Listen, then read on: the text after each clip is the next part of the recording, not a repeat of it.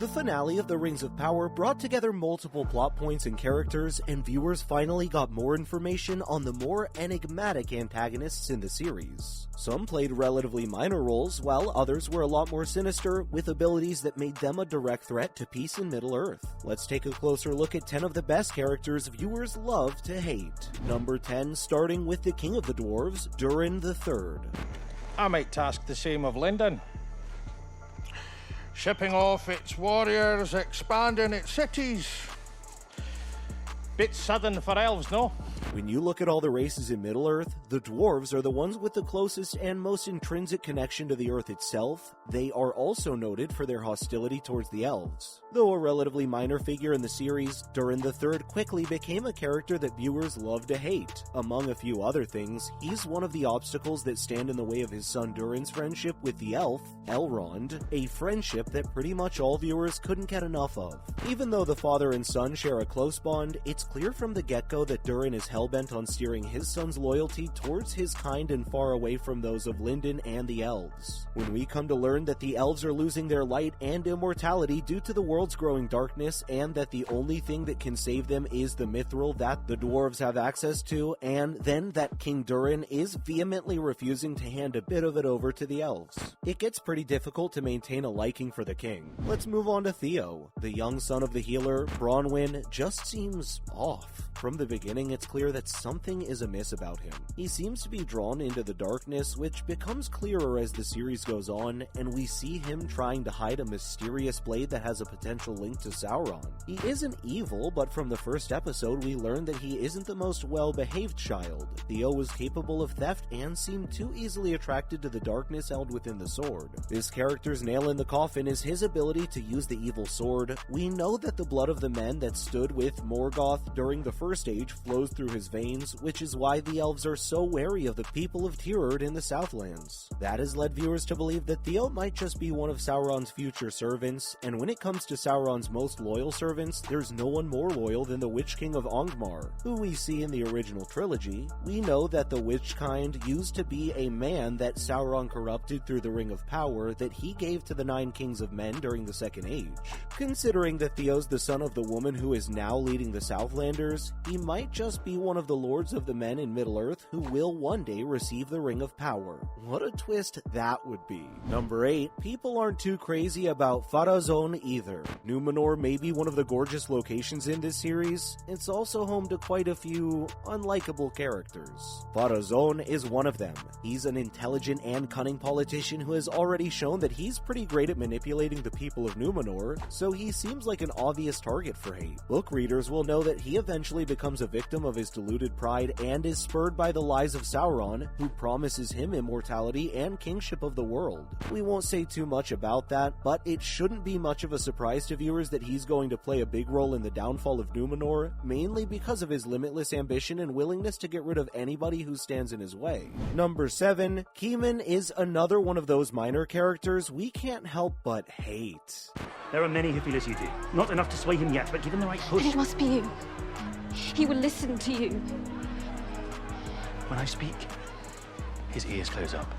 As the son of Pharazon, that's already one strike against him. Like his father, he enjoys working from behind the scenes, manipulating others. At the same time, he also shows a kind of willingness to wreak havoc, as he shows when he sets fire to one of the ships that are about to set sail for Middle-earth. On top of it all, he also appears to be trying to leave Arianne away from her father, which makes his intentions and motivations seem more sinister. This character was created for the show and seemed to hold the same resentment for the elves as his father. He may not be as discreet as his father, but he's almost just as unlikable. Number 6. Next up is Malva. Malva may not be evil, but she seems to have it out for one of the series' most beloved characters, Nori, which makes her a pretty unlikable one. She's a busybody who can't keep to herself and thrives on ensuring everyone around her is as miserable as possible. What makes her an especially great character to love to hate is how intent she seems to be upon ensuring that Nori and her family are left behind. Essentially a death sentence in the Harfoots world. Number 5. Viewers aren't particularly particularly fond of Thondir either. He may not be the mightiest of the elven warriors, but clearly he's good enough to be a part of Galadriel's squad. But at the beginning of the series, he shows himself as petulant, super irritating, and obnoxious. He constantly tries to undermine Galadriel, his superior, so when he sails off to Valinor to hopefully never be heard from again, most viewers let out a sigh of relief. Not exactly an evil character, just an extremely annoying one. Number 4, Waldreg was someone viewers were meant to hate. Malicious and overly belligerent, Waldreg has deep ties to Sauron, which he makes clear when he is offered the chance to join forces with Adar. He will always seek the darkness and the power that comes with it. Most sinisterly, he's even willing to kill when it suits his purposes. He's even willing to kill some of his very own. His character was also created for the show and is non-canonical. Number 3, the most powerful elf in the series, is next up in the list. There's more to Celebrimbor than writers have let on in the series. Those who have read the books already know that he's one of the most enchanted by Sauron when he appears in his guise as Anatar. Moreover, he shows that he isn't above manipulating others to get what he wants. This is clearest in his commentary to Elrond about his father. It's easy to catch that he's shaping up to be one of the more reprehensible characters in the series. From the video game Middle-earth Shadow of Mordor, we know that Celebrimbor eventually becomes the Bright Lord after being corrupted by the One Ring. He turns into an undead ghoul, determined to avenge Sauron and replace him as a would-be ruler of Middle-earth. Number 2, the list wouldn't be complete without Adar. The mystery surrounding this character is so alluring that fans can't help but be interested in him. They hate him for sure, but they also want a lot more of him and his story. This powerful villain is a sinister figure with an army of orcs at his command. He may be an enigma, and he has a charismatic presence inherent to the best of the evil characters. It's also easy to hate him because his true identity is so shrouded in mystery, something that he doesn't seem too keen on resolving anytime soon. We later learned that he was the elf who became the first orc created by Morgoth.